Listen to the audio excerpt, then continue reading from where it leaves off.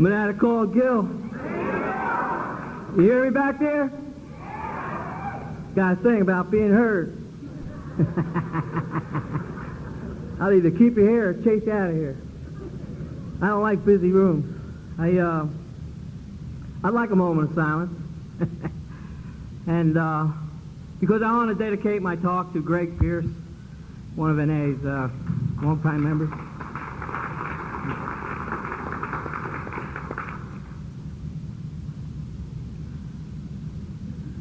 Thank you. I also want to thank Dave, Smiley, and everybody else for believing in me and my recovery. Awesome. It's an honor and a privilege to come share my strength, hope, and experience in Nevada. Now that I'm part owner of this building, I feel real comfortable here. They might name this room after me. And people always say, nervous? Hell yeah, nervous. My knees are rattling. Well, I'll tell you this story about this addict that died clean because it loosened me up. He died clean, never made the rooms of Narcotics Anonymous, stayed clean for a couple years the hard way. And when he died, he went up to NA heaven.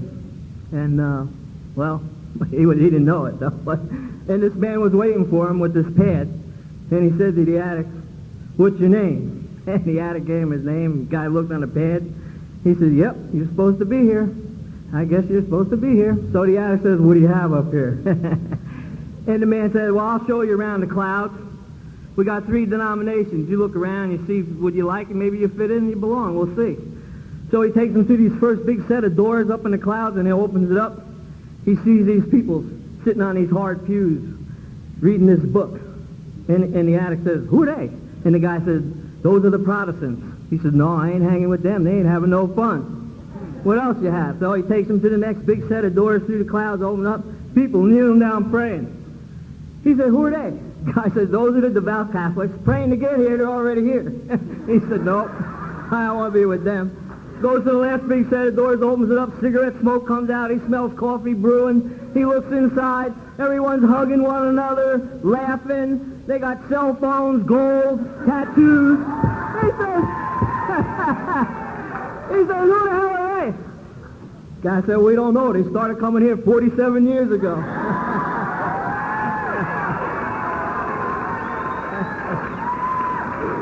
He says every time we ask him how long they're staying, they give us this stuff just for today. I don't know about you, but that loosens my ass up. Now I can go anywhere right now. Now I'm not nervous. How about that? I got clean on the East Coast. Aren't you lucky you came here tonight to hear my East-West Coast blend of recovery?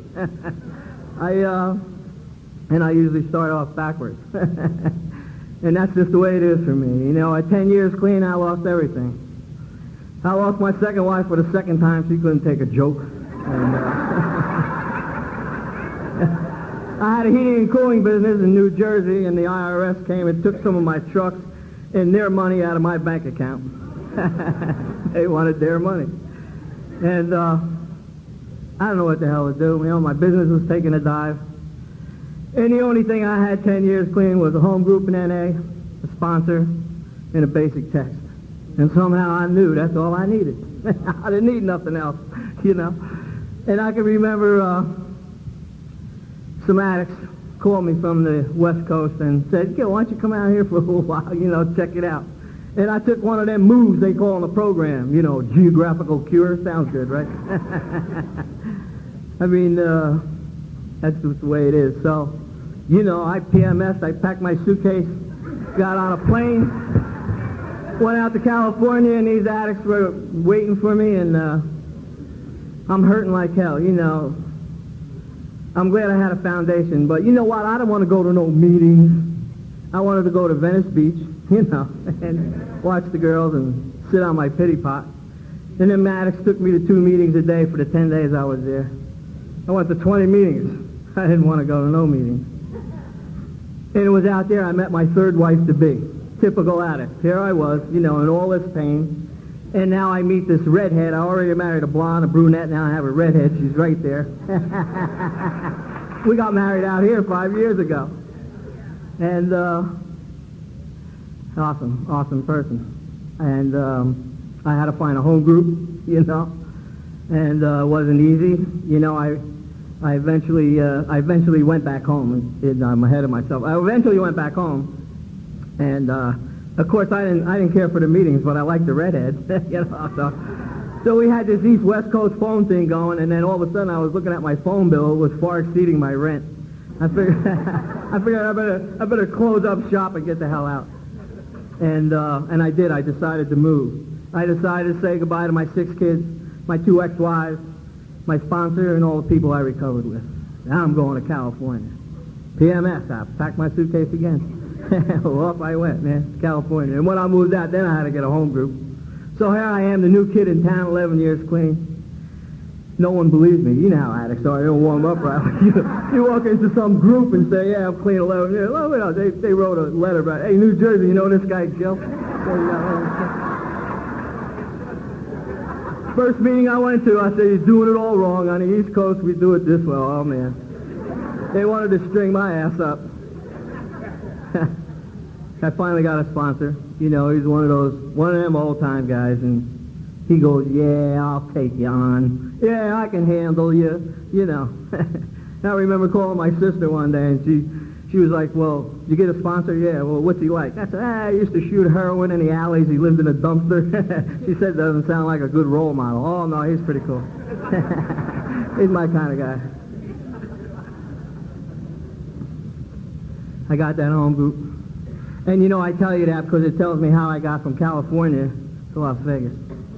And then I'll back you up into New Jersey, where it all began for me. And I'm one of 6 kids. I'm not sure what kind of family I came from. I know my parents wouldn't make front page of Parent magazine, you know. They just weren't, you know, they weren't about that. And I grew up in the 50s and 60s. You know, I know it don't look like it because drugs preserved my ass. I don't know about inside out. Clean up well. And, you know, I wasn't much of a jock. And I didn't fit in. Every time they would play basketball, you know, or football or baseball, I'd be the last kid to get picked, you know. In basketball, I used to double dribble and discontinue. I still don't know what the hell it means. But basketball players, anyway, I'd be the last kid there, and they go, okay, we'll take GIL. Oh, brother. And I was the kind of guy that would, I always went for the older guys, you know, hang out with them. You know, make them laugh, be their buddy, you know, and then if anybody picked on me, they would kick their ass. And I grew up in a mixed neighborhood. I remember, you know, I was the only white kid shining shoes, you know. I hung out with these guys. And I hung out with the Greer family. One of the guys played football for Giants or Jets or somebody. So I hung out, there was like 10 of them, you know. So you mess with me, you got to fight the Greers, you know, so no one mess with me. And I used to invite the guys over to watch TV. You know, we had 2 TVs, one for picture, one for sound. You know, this is the 50s, you know. And my father had the Christmas lights up all year round, you know. First sign of an alcoholic, they tell me, I don't know. But my father lit them all the time. This is, you know, like, some people don't light them till Christmas. My father, my buddies would come over. We'd hang out in the basement of my house, you know. And my parents were the kind of people who didn't mind if we drank a few beers and smoked cigarettes. And it wasn't a wonder that my parents were the discussion at PTA meetings, you know. All the other kids in town said, oh, we like GIL's parents. They're really cool. Yeah, oh, brother, we were a hit. I'll tell you. Anyway, I wasn't that jock. So I joined the gang, like most kids did in them days. I mean, you know, 50s and 60s. There's 2 gangs out by us. There wouldn't be one. It wouldn't be no fun, right? We used to rumble. You know, we didn't have knives. Today they got knives and guns. Forget about it. But we used to rumble, you know, and it was the Dukes and the Lords. You know, I joined the Lords. I'm on a spiritual path. I don't know it, see? I rolled my Lucky Strikes up in my sleeve, slicked my hair back with Vaseline. Yuck. Not even pomade, Vaseline. Black leather jacket, black boots. In order to belong in the gang, you had to rob something. First addiction. Stealing, you know. I was good at it. Me and this little kid, the Nat, one of the Greer brothers, we did a gas station. He kept the guy busy. I emptied out the register. We ran into the woods. We were counting 50s, 100s, you know, 20s. And then we were dividing up. And everybody said, wow, these guys are cool. You know, they loved us, man. They thought we were hot stuff. Them guys used to rob stuff. Nickel and dime, 5 and 10 stuff, man. We did the big stuff, you know. So we were accepted, totally accepted, and then a lot of times we would buy things we wanted, you know, like bikes and baseball gloves and bats, and we were like little hoodlums, you know, little mafias running around. And the parents would say, where'd you guys get all the money for that? Oh, we were raking leaves, shoveling snow. We'd lie like a rug, you know. And a lot of times we would buy the common drugs with them on the streets, you know, the serpent hydrate, Tylenol, anything, and it all didn't matter. We'd try anything. I can remember that I was like the neighborhood pharmacist guinea pig. You know, these guys would take stuff out of their medicine cabinet. I was like Mikey, give it a GIL, see what he does. You know, I'd take this shit, you know. If I got a buzz, I'd say, let's get some more of that, whatever it was. We didn't know what the hell we were doing. I could have been taking birth control pills. What the hell do I know? You know, they used to say take as needed. Well, we need it, you know. And before you knew it, I was out of high school. Almost 19. I was like the old man graduating high school. And I got left back in second grade. I think I had a crush on my teacher in second grade, my first relationship. No, I don't know what. I had the mumps, the chicken pox, something. Anyway, I'm like this old man graduating high school. And I can remember going down the shore one day, loading up the car with some beers and stuff. And that's where I met the blonde, my first wife-to-be, down on the Jersey shore. Here she was, this cute little blonde. I graduate high school. I get a job with a big oil company. Exxon. They out here? Exxon. I bought her out of every hell. I get a job with Exxon. I marry this blonde. We settle down. We got 4 kids. And we're living right on a bay out there in Lawrence Harbor, New Jersey. Beautiful, where the bay meets the ocean by Sandy Hook. And about 7 years goes by, I'm still using. I'm on the beach with the hippies, like 1969, 68, 69. I'm supposed to be a daddy with 4 kids. I'm on a beach with the hippies getting loaded, and then I'd crawl up the hill and go home, and the wife would be stamping her foot saying, what are you doing down there? You don't belong with them people. They're my friends. She got that 7-year itch, and she said, you know what, I'm falling out of love with you, and I don't want to be married to you no more. Oh, Jesus. You know, there was like a part of me that was sad, but the addict part of me was kind of happy. I figured, well, let her go. With her out of the way, I could use the way I want to use. You know, that's what I thought. You know, so we made this pact that we would split the house down the middle. She got the inside, I got the outside. You know, that's a good addict move, you know. I moved in a shed in the backyard. Because as a kid, I used to like that. As a kid, I used to live in my closet. You know, my mother would have a bedroom for me. She used to say, why are you in a closet? You know, I like closets, you know. Used to sleep in bathtubs. That's kind of, I used to build tree forts, live in them. I mean, I was living in cardboard boxes as a kid. I liked it. But, you know, so finally we split that house up down the middle, like I said. And then what happened was we sold it, and I'm living in a shed, and I'm just ready to get a telephone and a mailbox. I was getting used to it. And what happened was we sold the house. She took the kids. I thought that was a good idea. And I moved into a boarding home, and my addiction took off like crazy. And I moved into this boarding house. Well, shit, man, I never stayed there. I used to just shower, dress up, go out. And I liked the nightclubs. You know, I like to go out and get loaded. And I would come home, and it used to be like 3 or 4 keys for this apartment house. And I would always go up to the lattice work and the roof and climb, and the cops would be, what the hell are you doing up there, pal? I said, I'm going home. And the cop would say, it's a funny-looking front door. You know, and ever since then, they didn't trust me. They started following me around. Anyway, what happened with me was I was coming home from work. Everybody in work's using. And we stumbled across a nightclub. We hit one of these nightclubs, you know, where the dance floors was lighting up, and here we are, you know, we're like, you know, we lost out. We got all married early, and we missed out on a party. And I remember sticking my head in one of these nightclubs, and the music was going boom, boom, boom, boom. Yeah, I said, oh, yeah, this is me. So I took one of my paychecks and went out and got me some yellow shoes, yellow pants, and a yellow flowered shirt. I said, I'm going discoing. I remember something like Donna Summers pumping away, and we pulled into this parking lot at this nightclub in Perth Amboy, New Jersey, and you can do, and that's where I copped. I copped there for 3 years. They would have these tailgate drug parties before the nightclub opened up, and I turned into one of these nightclub animals. You know, there I was. I had a 33-inch waist, nice tan, yellow hair. You know, it's hot to trot, man. I didn't want to miss out on this nightlife. Already loaded, we go in a nightclub, order a couple cocktails. I turned into John Travolta overnight, you know. I don't know, there was just something about dance floors that lit up, and hot women that danced, you know, sex, drugs, rock and roll. That was me. And I can remember seeing my kids on weekends. You know, I became a separated parent. I would try and stay straight, you know, for Sunday, and a lot of Sundays I didn't make it, you know. And it was out on that, in them nightclubs that I met some people doing cocaine. And boy, I found heaven, cocaine. And I joined their pack, and these guys were cutting it up, bagging it, and I was the delivery boy getting free cocaine out of this whole deal. And I don't know, you know, like they would have these parties start on Friday night after the nightclub. We would go to someone's apartment, and every Monday morning I'd wake up naked. I don't know what the hell happened. That cocaine kick your ass, man. And I remember making a pact with myself that I'm not going to use so much, and then I'm going to find out what's going on, that I wake up naked. And I never could figure that out. I didn't know who my partner was, so the only thing I came up with was they must be doing me.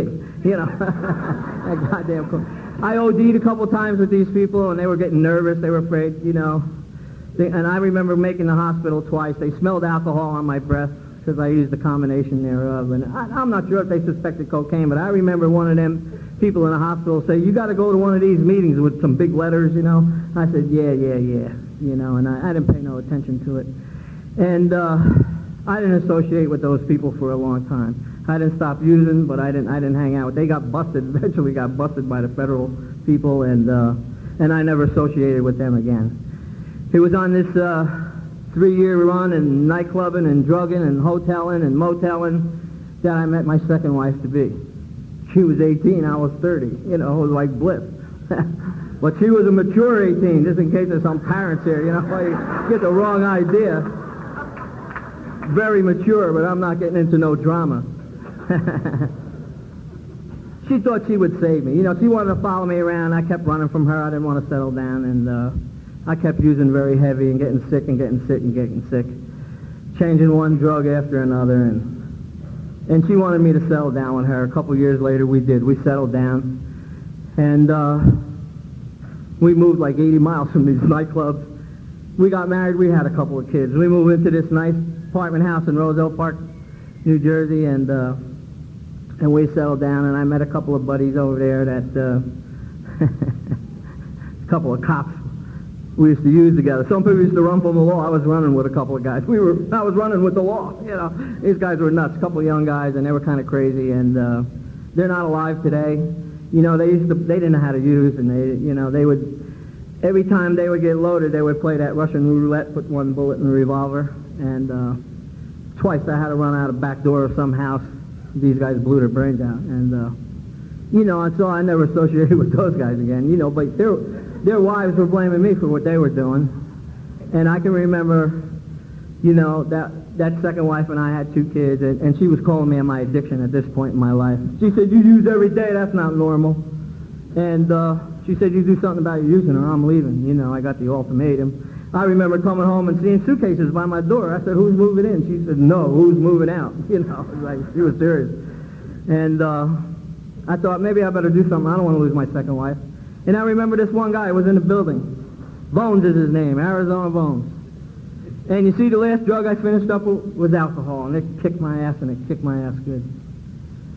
And I didn't know N.A. was around. And I remember asking this guy, see, because I knew he was into something. Because this truck was parked in front of my house, and when I used to come home loaded, it had all these bumper stickers from the other fellowship on there, you know, and I used to, like, he had one that was kind of like upside down, and it had a sign, "Follow me to a meeting." This kind of guy he was. It looked like a campaign truck, you know.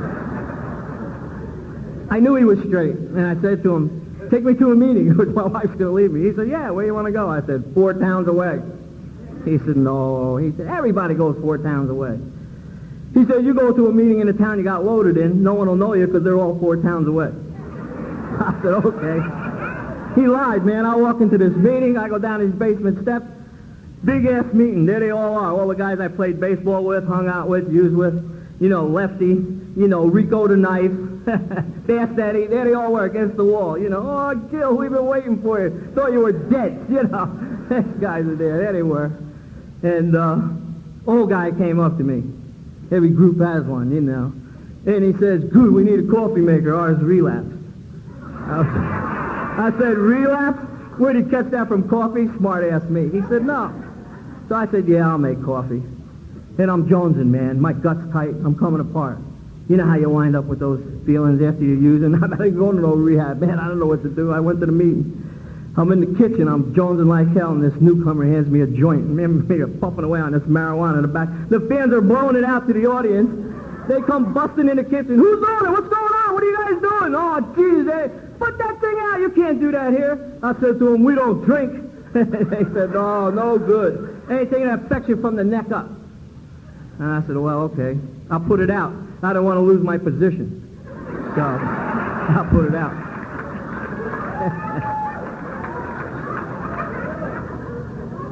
I'm making coffee. 8 pounds of coffee. It was one of them rich meetings they have. You know what a rich meeting is? They got donuts before and after the meeting. That's a rich meeting. We don't have them. Oh, man. Unbelievable. After that was up, I washed mugs. And Max was talking about washing mugs. You know you're around a while when you wash mugs, man. You know. And them old guys' attitude was, mug washers don't relapse. You know. And they send me this guy Charlie one day, and he comes in and he's got a tie on, you know, and he didn't look so good. I said, who are you? He said, Charlie. He said, what are you doing here? He said, I relapsed. I said, ha, was you making coffee? He said, no. I thought I had him, you know. He was telling me he bought his kid a bike. He had 7 years in the program. And the kid got hit by a car. He wasn't sure if he was going to live or die, and he said, I went and he drank. He said, oh, man. He said, I just blew 7 years of my recovery. He said, so I came back here, and they told me, come back here with you. And, you know, I wasn't sure why I was there. You know, I came in to get my wife off my back. I know that. 3 years into recovery, she left, so I know that worked. But, I mean,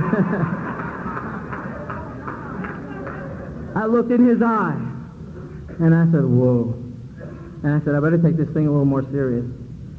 And I did. I took it a little more serious. And it was at that meeting I met other addicts. I knew who they were.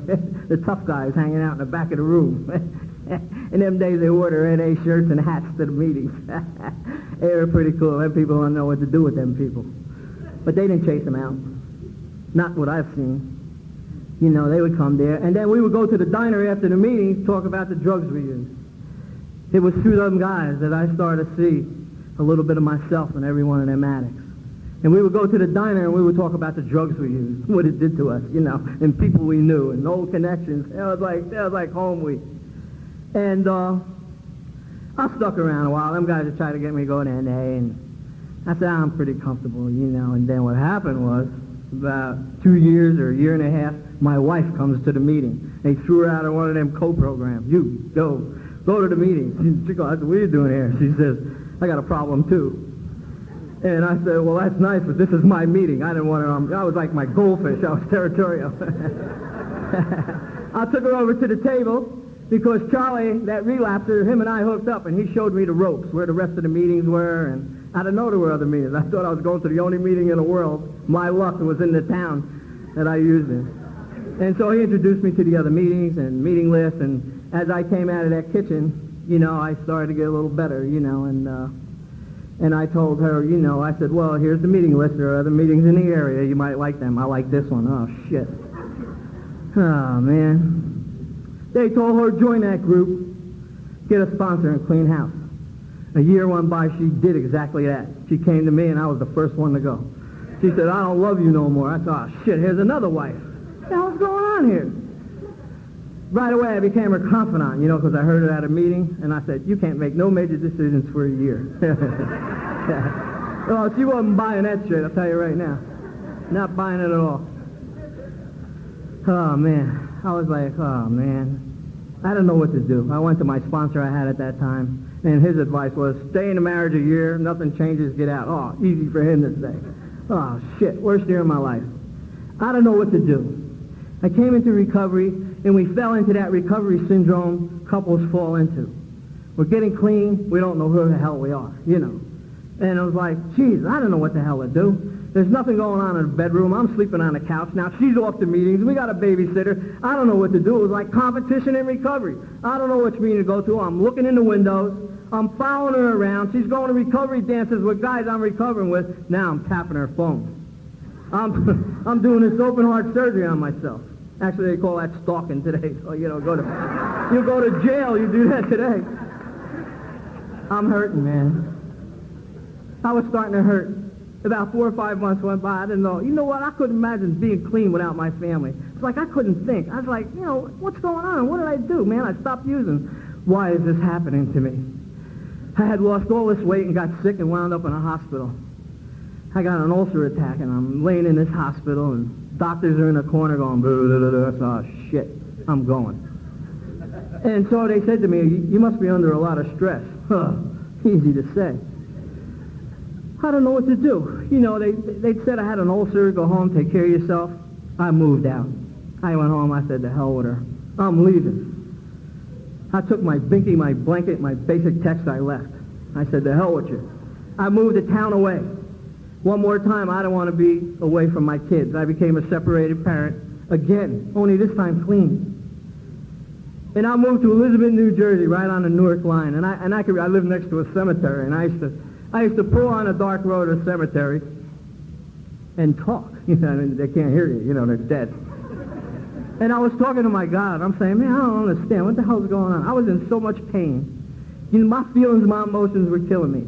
I was almost 3 years clean, and I was hurting like I could never remember being hurting. I don't remember coming off anything hurting like I was hurting clean. And I don't know what to do. I really didn't know what to do. I didn't know how to act. I didn't know how to behave. I moved out. And what happened was a bunch of addicts came to my house one night. They banged on my door. Yo, Gil, you in there? Yeah, I'm in here. I didn't have it. My wife was selling Avon. She gave me some boxes to put my clothes in. And, and so eventually, people in the program gave me drapes. Somebody gave me a couch. And then I bought a waterbed. Then I got lights. I said, hell, I'm single now, man, Like, I was going to do 90 women in 90 days or something, No, I said... No newcomers, 90 meetings. I'm just kidding. Anyway, so here I got this pad now, and it's like, but I'm still hurting, and these guys came to my door and said, why don't you come with us? We're going on a retreat up in the mountains where they talk about the steps. It might help. I said, man, I don't want to go. Come on, it's only $10. It was more than that, but they wanted me to be committed. So here I go, PMS, pack my suitcase. I'm going off to the mountains with 100 men, la-di-la-di-da. Talk about the steps. And so I'm on this retreat. Who's there now at this point in time? 6 months have gone by. The wife's got a live-in boyfriend. He's on the retreat. My higher power don't have a sense of humor? Oh, yeah, he does. And so I got to look at his puss all weekend long, put my arm around him, say the serenity prayer, and he's looking at me saying it's going to get better. And I'm like, already is better. Like I wanted to spiritually murder his ass, Jealousy has its own entity. I believe it's some kind of a disease in itself. It'll check you out of here. You know how it is. People get involved in these early relationships, and they go to the same meeting wondering who the old lady's talking to or the old man. They're like hawks, it's like, Jesus. And I still had that. I had all those insecurities. And, I had this thing about someone hanging their robe around one's hung mine, putting their slippers where I used to put mine. And I did a no-no. My sponsor told me, don't go by the house. I ride by the house. I get stuck at a red light. There he is sitting on the lawn of the grass I planted, waving to me. I don't blame him today. I don't. In retrospect, looking over my recovery and the steps to Narcotics Anonymous, I'll say it, my misfortunes, clean, have been my good fortunes all the time. Only at the time these things are happening, you can't see it, We don't know it's God's plan, But anyhow, it was like, on this retreat, I meet this guy, the retreat master, clean 7 years. He's a priest in N.A., little guy. He'd need a crate if he was speaking here. Weighed about 98 pounds. Crazy son of a bitch. Spiritually powered. And I remember him telling a story on Friday night, like to get to know the guys, how addicts don't warm up right away. Here we go. And this guy, he was nuts, man. He was talking about getting loaded, and then someone would drop him off at the steps of the church, that he belonged to. The nuns would come out of the convent, put his ass in a rectory. They ain't even supposed to be there. You know, they were codependent nuns. And trying to save the church's name, you know. And then he would party with his dad and his brother. His brother was a state trooper. And every time Kenny would get loaded, he'd put his brother's cop coat on, get on his brother's motorcycle. They were allowed to take him home in them days. He'd go down a highway and pull people over in the middle of the night. The cops would lock his ass up. And he'd tell them he's a priest. They didn't believe him. Monsignor would have to come bail him out. This is the guy giving a retreat. I liked him. He was my kind of priest. I don't know about you, but all my life, I was looking for a priest like this. He spit, he cursed, he told dirty jokes, gave mass on Sunday. My kind of priest. It's pretty awesome. And I can remember Saturday walking in the garden. There I was, man, my ass in a paper bag. I don't want to be there. I don't want to live. I don't want to use. I wanted some truck or something to take me out of here. I was trying to figure out how I could just throw myself in front of a train or do something, man. I didn't want to live. And he took one look at my sorry ass, this guy Kenny. He said, so Gil, what's up with you? He could read my face. And I told him what I just told you. And I said to him, where the hell's the spiritual side of this program? He said, Gil, there's no spiritual side of this program. The whole program's spiritual. And it's true, because in the basic text right in there, in the Roman numerals, this book deals in spiritual matters. Eventually he brought that to my attention. I was like, well, there's no spiritual side? He said, no, the whole program's spiritual. Maybe I can help you out. He said, what step you on? I said, I don't know, pick one out. That's where I was at. He broke the first 3 steps down for me 15, 16 years ago. It's a cliche today, but it was the best thing I ever heard. And he told me, Gil, the first step is you can't, the second step is he can, and the third step is, Gil, why don't you let him? And I was like, whoa. I'm coming home from this retreat, man, pumped up like all hell. I wasn't worried about the wife's ex-boyfriend now. You know, I'm coming home, riding down the freeway, I'm singing it like a song. I can, he can, I'm gonna let him. Nice voice, huh? Anyway, you know, so I can't wait to get back to my home group like Horseshack. Ooh, call on me, I got this thing, you know, yeah, like, and they call on me, and I'm like, I can't, he can't, well, let him. They all look, you know what, the old addicts are beautiful, man. They're like, yeah, keep coming back. Oh, shit, thought I had something. The basic text didn't tell nobody, you know. They were tough.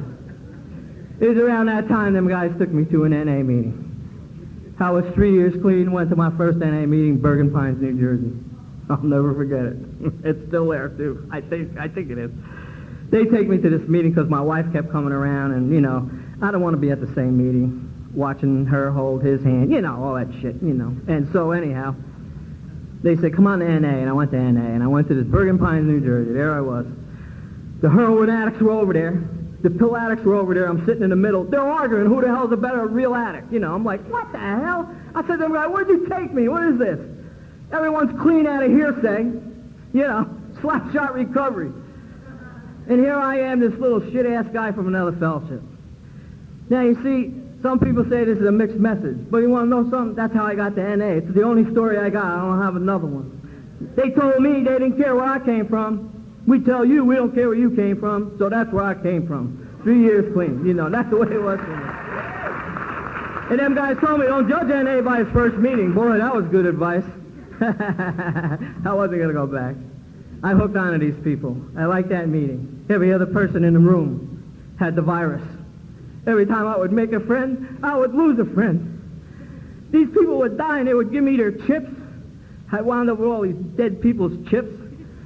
And I'm sitting in the middle of the room. They're calling me the Great because I came from the other place. And I didn't pay no attention to them. I kept coming. And you know what? In the end of 83, in January 84, the basic text came out. And what happened was those real tough clean puffs in Narcotics Anonymous kept those meetings alive with that revolving door. Because they were telling addicts in rehabs, you can have an occasional drink at that time. And we know what that does. And I mean, that door was revolving. Every time I made a friend, I lost a friend.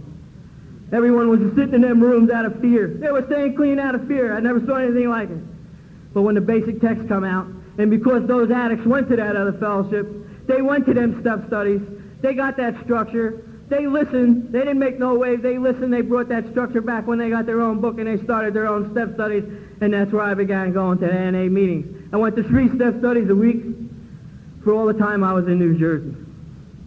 And it was there I learned a lot. It was around that time I got an NA sponsor. I had a little more clean time than him, but he had a little more time than NA to be. I was going to a step study in Hawthorne, New Jersey. Awesome man. I met this guy.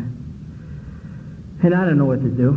You know, I remember I told this guy, you know, that I was on this retreat, and the guy said, I can't, he can't, I'm going to let him. And he said, and I said to him, you know, what the hell am I going to let him do if I let him? And I remember this guy saying, that's good, Gil. That's good. I said, what do you mean it's good? I was 3.5 years clean. I did not do a 4-step. That was my time frame in recovery. I don't know what yours is or was, but that was my time frame. But I'm telling you right here from the podium, for me, I think the best experience, strength, and hope I can give you is get a sponsor, do that step. Get a sponsor, do that step. This man said to me, I don't know what you did over there, but over here we write on all the steps. See, that's the East Coast philosophy. When you go to California, there's some people saying they only write on a few. That's okay, man, no big deal. Basic text says our sponsors will show us how to work the steps. Not somebody from a podium. You know how to come here to tell you how to get clean, why you should be clean, or that you might be working this program wrong. No way. Don't get that. I'm just telling you what works for me. And it's been working just fine. And I meet this guy. I said, write on all the steps. He said, yeah. You know, New Jersey, they get pen pads and dictionaries, man. I don't even know why they give out key tags, man. No one's got a car or a house. You know. They should give out pens and pads and dictionaries, you know. Just get your ass going. Who the hell invented them key tags? I don't know. You don't need a sponsor to do this. You know what he told me to do? We're going to look up the $5 words in the steps. I want you to get a notebook, he said. And then in step 1, and in between the steps, leave some space, because as you're staying clean, you're going to write and put things in there. I do that today. I still have that book. He made me look up the $5 words. Powerlessness. What is it, Gil? A lot of newcomers don't know. I didn't know. 3.5 years clean, I didn't know. Powerlessness. What's it mean? Look it up. Unmanageability. Look it up. Sanity. Look it up. Insanity. There's a difference. Moral. What the hell is moral? What the hell do I know? Moral. What's an inventory? You know. Whose will? What will? Right on down the line. I looked up all these $5 words. And you want to know something? I started to get a little perspective on where I didn't know where I had to go. I knew where I came from. I didn't know where I had to go. And that's what he suggested to me. Awesome. And I guess, you know what? I mustn't have been internalizing those first 3 steps. Oh, I wouldn't have been clean 3.5 years. But pain was my motivator. Pain forced me to work the rest of the steps. I went to this guy and I told him I grew up with a punishing God. And he says, well, he said, I did too. I said, well, I hung around with Catholics all my life. You know, I believed what they believed in. You know, I went where they went. I used to go to catechism until they caught on. The nun said, you ain't Catholic, get out of here. You know. But I believe what they believed in. You know, we always believed it was this God who was singling us out, you know. And I believed in that for a long time. And he told me, you know what, Gil? This God you grew up with, I don't know where you have him, or you know what? Why don't you just pick out a God you would like? You know, pick out a God you would like. And go through the steps of Narcotics Anonymous and see if you can get to know him. I was like, oh, that's pretty cool. Like a fake higher power? He said, yeah, get a fake one if you have to. It was almost like I was going to go to the higher power store and say, yeah, I'm on a higher power today. Oh, yeah, well, we have these over here. And I said, yeah, give me that one, the one with the sandals, you know. That's the one I picked. I went with blind faith. I didn't know what to do. There was this old dope fiend sat in the other room, in the back of the room, Joe, clean 10 years. He was a heroin addict, couldn't afford heroin, he became a wino. And I liked him because he was streetwise. And as a kid, I knew him. And always said, the guy's going to die. And when I came into the program, I saw this guy, and I said, holy shit, that's that homeless guy. Yeah. And he's clean. Yeah. And I liked him because, you know, he had a little more street philosophy than me. And I went to him. I said, Joe, did you have a hard time with God? He said, Gil, no way. He said, I figured I better believe in this God they're talking about. Just in case he was there and not believe in him and find out he wasn't there. I thought, oh, shit. You know, an old addict's backdoor protection. He wouldn't go into no abandoned building without knowing there was an exit. You know, no addict would do that. And he gave me that advice, man, and it was cool. And I went with that. And I said to this guy, you know, what do I do? And, you know, we didn't have no 4-step guides in them days. You got them today. But you know where all that information came? guys like Greg Pierce and a lot of addicts that came before me, and they brought their autobiographies to the literature service meetings, and they came up with a 4-step guide. That's where it came from. And these guys, the philosophy of them was, this particular man, he wanted me to go all the way back to my childhood. I didn't know why then, but I do today. He said, Gil, just go all the way back to your childhood. You know, go all the way back. Write down everything you ever did to everybody else, how you felt about that. And everything everybody else ever did to you, how you felt about that. And I was like, oh, okay, you know. And before I did that, I can remember him and I doing a 3rd-step prayer together. You know, my first one was, take my will and my wife, you know, instead of my life. That's how it started. But no, I remember he did one too because he was working with me. He needed it. And we did, you know, and I remember my pact with that God before I did that writing was, I said to this God, I don't know who you are, what you are, where you are, but I want to go through the rest of the steps in Narcotics Anonymous, and only if I need you will I call on you. I dope fiend him. I didn't get an answer because if I did, I would have shit. That would have been too spiritual right away. And then I got started on that writing that he told me to do. And 4 months went by. And we went on another retreat, those same guys, that priest that weighed 98 pounds. And I got this scholastic autobiography of GIL. And I can remember going on this retreat and opening my gut, saying to these guys, that sponsor I had at that time, and that priest, saying, what the hell is all this stuff? You know, and I said to the priest, why was I molested by a priest 8 years of age? This guy's touching me, wants me to do this and that and the other thing. Oh, Jesus, I'm telling a priest this. He said, Gil, he was probably sick like we were when we were out there using. I was like, oh, yeah, I never thought about that he was sick, yeah. Oh, incest in my affair. I mean, it went down the line, man. I went down the line. I started to see everything in my 4-step. I saw some shame, some blame, some guilt, abandonment, rejection, illness on top of illness, 3.5 years clean, I had it. What was left now I didn't use for 3.5 years? Plenty. All kinds of things. I'm opening my gut to these guys, and they're telling me things about them. And I was like, what? I couldn't believe it. It was there when my trust factor of trusting another addict kicked in, and a priest no less, and my sponsor. When they were telling me things about them, because I was starting to think, oh shit, I just done told all my deep dark secrets that I wasn't going to tell nobody, people I used with, ran with, worked with. True nature, before I can get to my exact nature. And to make a long story short, the exact natures of my wrongs, all my wrongs, was I did not trust that God. I did not trust that God growing up. I didn't trust him when I was using, and I didn't trust him when I was clean. And behind all that fear that God was going to get even, all that self-centered fear activated all my feelings, my emotions. That's where it all comes from, self-centered fear. And I thought, whoa. I remember coming home again from this retreat.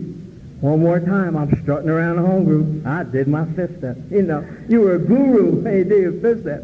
And them old addicts, one more time, yeah, keep coming back. I thought, yeah, man, you know. I started to realize the drugs I used were a symptom of my problem. Good symptom that it is, and was. That I had problems and difficulties long before I picked up my first substance. I really believe, I'm not blaming my disease on anything or anyone. If I came from the perfect family, and everything was wonderful in my life, that was something ready to happen. I know that. I know that through my step work. That would have been something. So I became an addict. And I started to realize that this God must love me. I said, wait a minute, he spared my ass. I should have been dead a lot of times out there using. Many times, a man wound up in a hospital with some bad car wrecks. I should have been dead. And I thought, he must love me. And I came to that conclusion. And you know, I skipped the 6 and 7 steps for a long time. I said, oh man, I ain't going to do that. And, you know, shit. God gave me them defects, let them have them. You know, do a little amends, say hello to God, carry the message. I became an ultimate 3-stepper. I'm powerless, I'm sorry, I'm going to help somebody. The rooms are full of them. I was one. It's okay. We're all going to grow at a rate God sets for us, regardless. That's just the way it is, whether pain be your motivator or whatever. I went to this guy one more time, and I said, you know what? If I don't work on these defects, I'm going to use. He said, yeah, you will. What do I do? Good. One more time. He said, I thought you'd never ask. So he says, you know what, Gil? Your 4 steps is your blueprint to progress. He told me that everything I need for the rest of the steps in NA were in my 4 steps. That in my 4 steps, if he highlighted some attitudes, some behaviors, some beliefs, and some situations and things I'd done to others, we would find some glaring defects. He told me you are not going to fix something you can't spot. And I was like, whoa. And I said, okay, what are we going to do? Get your pad and your dictionary. I said, okay. He made me look a definition up of a character defect. Kind of like a program thing, where a defect is anything that would stand in my way, being useful to another human being, to myself, to my higher power. I was like, holy shit, that's wide range. He said, in your recovery wide range? He said, yeah. I said, okay. He says, you know what, Gil? We're even going to get an 8-step list out of your 4-step. There's no excuse, once you've done a 4-step, to go on. It's your blueprint to progress. The people you harmed are in there, at least the beginning. And we got these defects, you know, where I used to, just to make it short, I used to be a thief because eventually he wanted me to write the opposites of the defects. I became honest. Oh! You know, so we got like these 30 defects. We looked in the definitions of them up. Then we're trying to find the opposites. He said, look up the opposites of those, the opposites of your defects, and then try and live in those opposites. Whoa. I was like, wow, awesome, awesome. But you see, when I went on and skipped those steps, I'm making amends, and I'm carrying the behaviors that I had when I was using, and even before I used. So it don't work, because it all comes back. I'm going to start hurting more people, and then I got more amends and more amends. Because I tried that. Don't work. It don't work. He told me the defect is the cause. What caused it? A lot of searching there. And then he told me that the shortcoming is the harm. Who's it harming? Because he told me, as long as I take a character defect, hold on to it, rationalize, justify behind the behavior of it, make believe I don't have it, now it's a shortcoming. See, so the steps are laid out so that if 6 don't get you, 7's waiting. It's an addict trap. You know, a guy made an addict trap. An addict trap. And I'm putting emphasis on the 6 and 7 step for a lot of reasons. It isn't the substance that takes people out of here. It's something that manifests itself in some form or another, an old belief, a hurt feeling, you're pissed off, a resentment that makes you a maniac. You take on the defect. You hold on to it long enough, it's a shortcoming. The shortcoming will set you up for that one pill, that one hit, that one fix, that one drink. That's where it comes from. And that's why people relapse. They don't stand to work on themselves. I don't believe God's going to remove anything from me unless I take up some of his qualities. And the opposites of my defects are his qualities. Being caring, loving, kind, thoughtful, understanding, patient, and tolerant. Those are the opposites of my defects. Thank you. There's something spiritual in the opposites of defects, okay?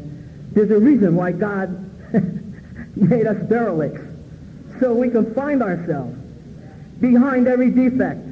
And the opposite, or within the defect, is a little knowledge of God's will for us, what he wants us to be.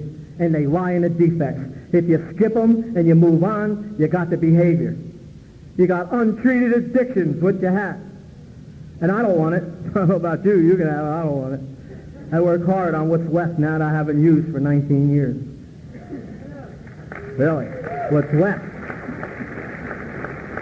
It isn't hard. It isn't hard. He's not going to remove anything from me unless I take up his qualities. That addict told me, what works for my addiction will work for what's left. Whoa, think about that. Whoa, wait a minute. You mean I don't have to go to all these other programs? No. What works for your addiction and what works for what's left.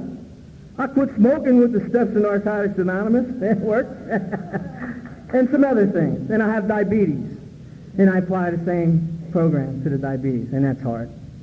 Hey, maybe it's an outside issue, but I don't care. I got it. You don't.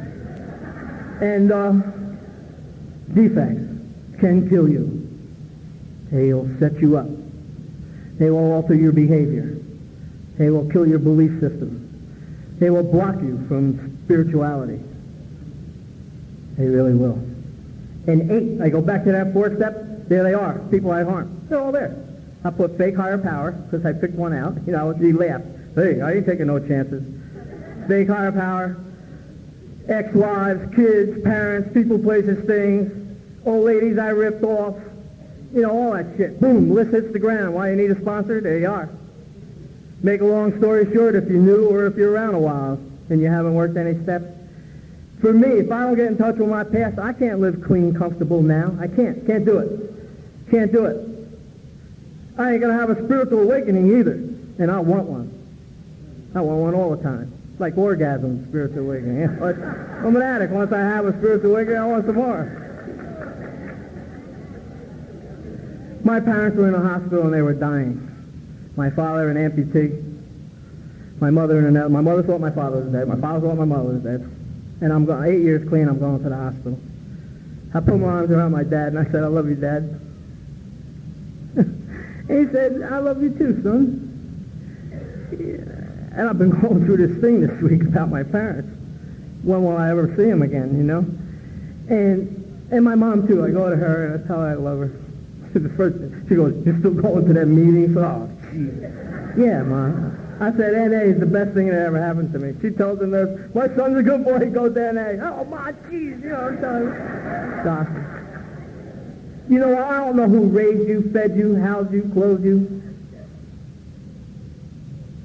You love someone, you go to bed tonight, think about getting in touch with that person you haven't called brother, sister, whatever. Who, you know what I mean? It's all about rebuilding torn and tattered relationships for me. And then God builds that path for me to come to him. You know, and he says, good boy. You know, I'm approval seeker. Yeah, you got them people, man. I know the steps are in order, but it don't take much to do that.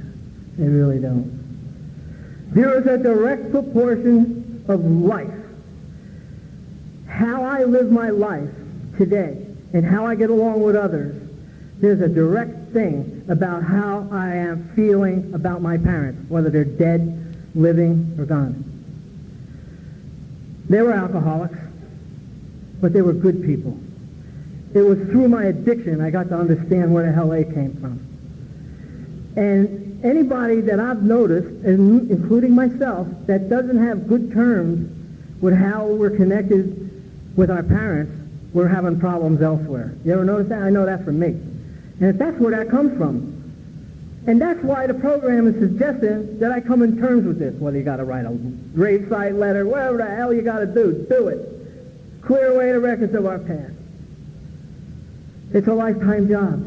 8 and 9. Brings me to 10. And you know, 10's my backup step. You know, I used to use it for a cover-up step. You know, go around the rooms and they saying any old goddamn thing I wanted to say with my cocky-ass attitude. You know. And I didn't care who I hurt. But it really is a backup step. If I leave anything out through steps 1 through 9, it will show up in my belief system. It will show up in my attitude and my behavior with you people in my love life, my family life. That is my love life. It better be. But it will. Service work, convention work, whatever. I leave anything out, it'll show up. Because if I know if I don't take my inventory, someone else will. Sometimes I don't, sometimes they do. I say, thank you, you rat. Am I being the best addict I can be? Am I doing the right things in NA for the right reasons? Am I taking a service commitment for the right reasons? I learned a long time ago, because now I have a conscience. If I hurt you, I hurt me. I can't afford to hurt you. One more time, the steps of 6 and 7 taught me that thoughtlessness, a little thing like thoughtlessness, does a lot of harm. In or out of the room, thoughtlessness does a lot of harm. Think about that. When I get up here to speak, I knew who was here this weekend, and when I look around the room and don't see him here, I'm thinking, they don't like me no more? Nah. But I mean, you know, I have that problem. But anyway, thoughtlessness does a lot of harm. The 10-step is, I got a 10-step prayer I made up, make it short. It's not conference approved yet, but it works for me.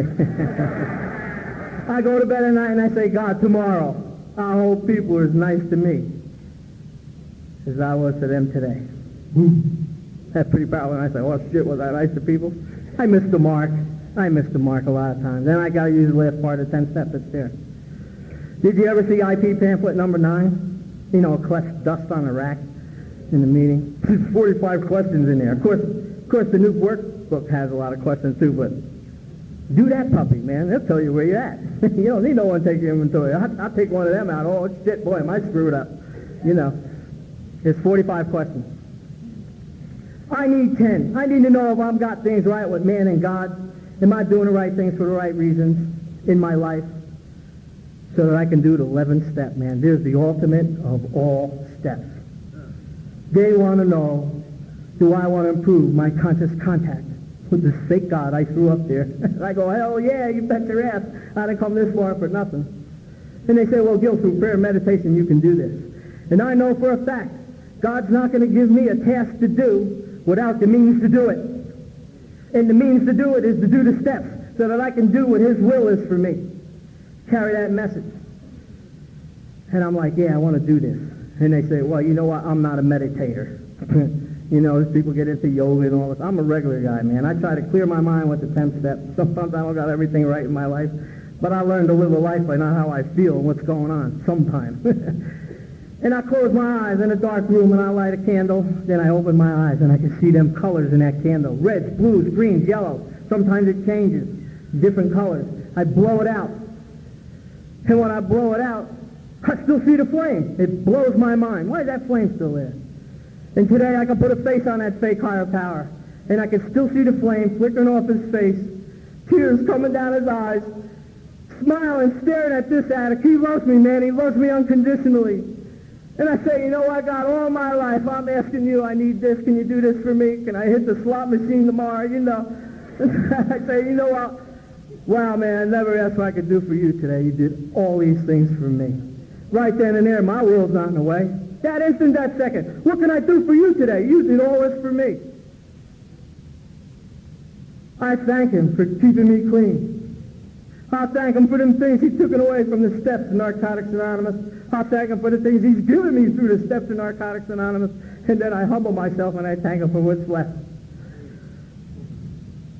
Nobody hit my ass with no well on, I'll tell you right now. I thank him. He wants me to be an instrument of his peace and his love. He wants me to tell other addicts our message, his hope, our promise, his freedom. And that's what I'm doing here today, carrying that message and not a mess. That this program works, no matter what.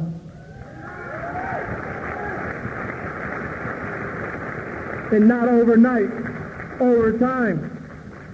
I hear people around here, time don't mean shit. Go get some. Get some. I need that 11th step because 12 comes in. It says haven't had a spiritual awakening as a result of those 11 steps. I'm to try to carry that message. Don't say I will. Don't say I'm gonna. Say I'm gonna try. I like that. Something happened to me through 1 through 12. The obsession and the compulsion to use has been arrested.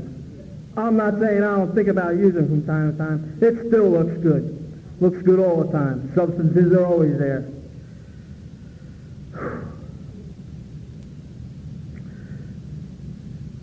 Forgiveness took place through the steps. I looked that up. Looked the definition up. It's an act. Takes an enormous amount of spiritual strength. Where would me, a derelict, get an enormous amount of spiritual strength? Through all the weaknesses I exposed in my step work, along with some assets, give me spiritual strength. That's where it comes from. The other side of my defects. And then using them and praying for God's will for me. And then praying for the knowledge to carry it out. Forgiveness fosters humility. No addict in NA is going to stay clean without some degree of humility. You know what mine is? You see it. It's written in all the steps. Humility. $80 word. I think it's 80. Maybe it went up. Maybe it's 100. Humility is all it is a self-honest appraisal where GIL's at now. Where GIL's at now. Humility brings on emotional balance. I didn't have any 3.5 years clean. I want to check myself out. I didn't want to live. I didn't want to use. Told my sponsor I want to commit suicide. He said, why would you kill somebody you don't know? That was a good idea. I'll wait.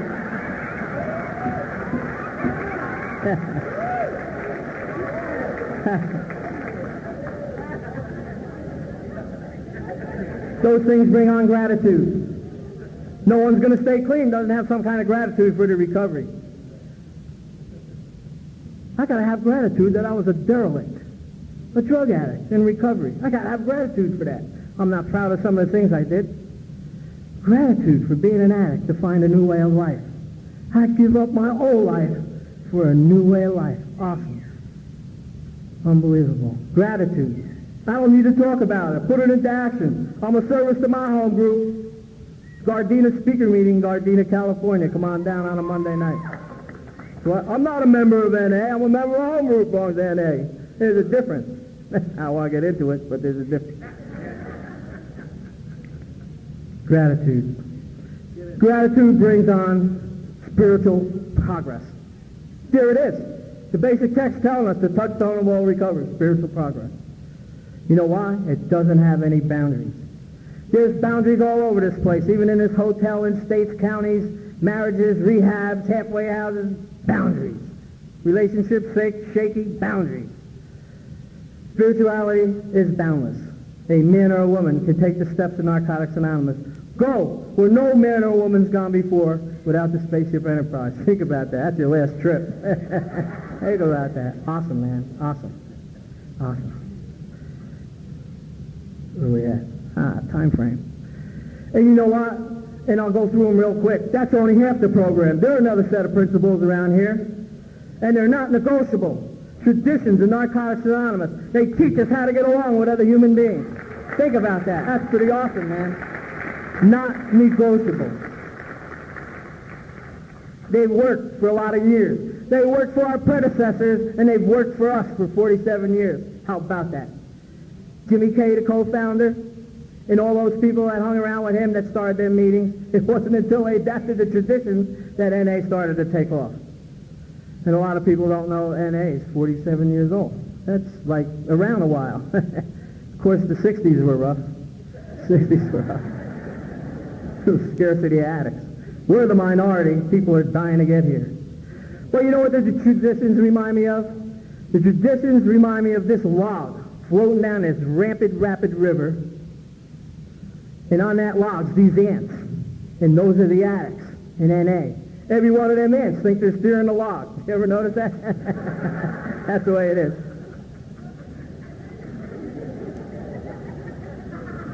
In tradition one, we're all going to recover from the same disease. One more time, no matter where we came from, no matter what we did in the past, we're going to recover from the same disease. And in 2 talks about the group. The group is the vessel of Narcotics Anonymous. It's the backbone. It's it. The groups are like spokes in a wheel. If your spokes are loose, the wheel's going to wobble. I see the wheel wobble in a lot of places I go to. I'd like to see that wheel smooth. The groups are the foundation. Nowhere else. Groups. If everything else folded, the groups will keep NA alive until they form some new, whatever, offices. It's a place where people recover. I'm glad people made ready a room for me to recover in. And 3 is the requirement of that group, that people have to make ready a room for the addicts yet to get here. What we do with our lives in recovery today will depend upon the lives yet to get here. And through leadership, these new addicts here tonight are going to learn from us. And they'll be the future torch carriers in Narcotics Anonymous. That's awesome. Don't miss that. 3 is the requirement. You're an addict when you say you are. No one else. They called me the grape. I kept coming. I didn't pay no attention to them. Sick people telling sick people who they were, you know. 5 talks about the purpose. We got to keep an atmosphere of recovery in our room so I can get clean, you can get clean, and the newcomers can get clean. It's very important, 5. Very important. Autonomy, you know. The autonomy word is important too. A uniqueness with intent and purpose. And you know what? 6 to 12 tell us how we can screw up 5. That easy. 6, don't divert from it. 7, support it. I support my home group financially and spiritually, because money and spirituality do mix, or you wouldn't have this convention. And 8 talks about professionals. I'll just say real fast. Titles and degrees mean nothing here. I'm not talking about people that go to college, get degrees. That's awesome. I'm talking about the highest position you get here is clean. You don't go no farther than that. Yeah. And I see people trying to use that, oh, I'm one of these, I'm one of them. Just an addict. That's it. 9 tells us we ought never be organized. That's pretty cool. Them guys knew what they were doing when they wrote that. No, it means a lot of things. When I moved from the East Coast to the West Coast, they were doing their business meetings during the recovery meeting. I said, oh, you can't do that. You're taking the time away from the newcomer. Oh, man. But you know what? Some guy said, you know what? We believe that. We're going to do it that way. And you know, 10 talks about eyesight issues. And Vito says it best. We don't bring our message to another fellowship. We don't expect theirs here. You know, he said, not that there's anything wrong with it, but it will divert us, you know. And I like that. And then they talk about attraction in 11. You know, attraction, man. Someone come back to this convention for another convention? Probably so. Probably so. You know, and then the anonymity. You know, I could say I go to meetings, not you. All the time people say, hey, were you at the meeting? Did you see Joe? I don't know. Well, you were there. Well, if you want to know, go. You know, I don't start no shit. Principles before personalities. Here's one. I used to go to speaker meetings in the old days, and I'd hear this guy Harry, and I used to say, ah, shit, there he is, old Harry. I hate him. It's a guru. Says the same thing over and over again. The guy said, go hug him. I said, why? He said, because you have to put the principles before your own personality. Till you can do it with yourself, you will not do it with others. I saw it, and I saw it again this weekend. 1,000 people in a room, someone comes to share, 50 people thank the speaker. I don't know what that is. That's not NA. Think about that. Your speakers come here, thank them for coming, man. They gave up a lot of personal desires for the well-being in Narcotics Anonymous, and of course as well as themselves. But that's the way it is. I see it all the time, you know. I see it all the time. You may not like what that speaker said. You may not like that speaker. You may have heard some dogma stigma through some third, second party about that speaker, and you labeled that speaker. Bullshit. Go and hug them. You'll have done something far better than you can ever imagine. That's real recovery. Not that I look for the hugs when I'm done. That's my works, how am I? You know, I don't know what your works, how am I is. Awesome, man. This fellowship's awesome. It's awesome. I'll say, I sit before you, man, 19 years clean, I still owe money. I'm not happy about that. And you know what? I know how to work on that. And I'm going to work on that. I want to pay back these people because I'm doing harm. And I don't want to harm nobody. I said before, if I harm you, I harm me. And I feel it harming me. And I don't like how I feel about that. But this is awesome. I've never done anything right for 19 years. I ain't been married that long. I didn't have a job that long. This fellowship's awesome, man. It's awesome. I want to welcome the newcomers in Narcotics Anonymous. This is awesome fellowship. Yeah. This is awesome. Awesome.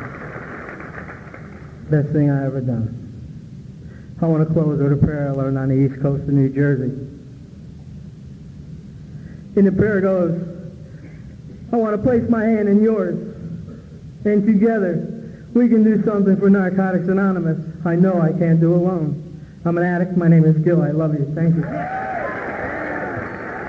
Thank you.